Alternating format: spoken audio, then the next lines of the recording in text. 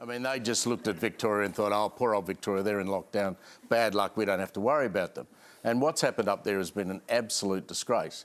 I mean, you had the Chief Health Officer, Kerry Chant, asked, what is essential retail? And she said, oh, I can't define that. What is essential work? Oh, I can't define that.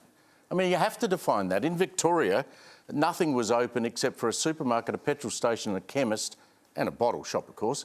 Yeah. Nothing else. But in New South Wales, they've just let that rip. The targeting of Fairfield, that has been an absolute disgrace.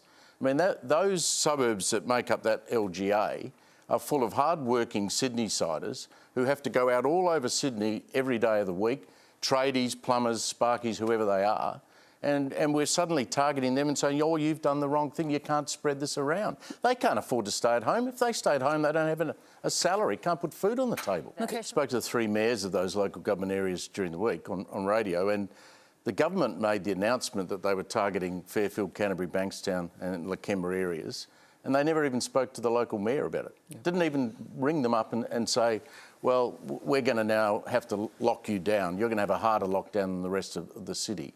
And yet all of the people in the area that our questioner was just talking from, they looked at Bondi when this first broke out. That's where it's seated. No one said Bondi had to be locked down. No one. He has been tough, and when he said he's going to do something, he actually does it. The problem that Gladys Berejiklian has, she did not want to be seen as someone who was locking people down. And so she had this lockdown light, and now she's got the problem that she's got. So grudging respect, eh? Wow. I didn't say those words. I think you said that.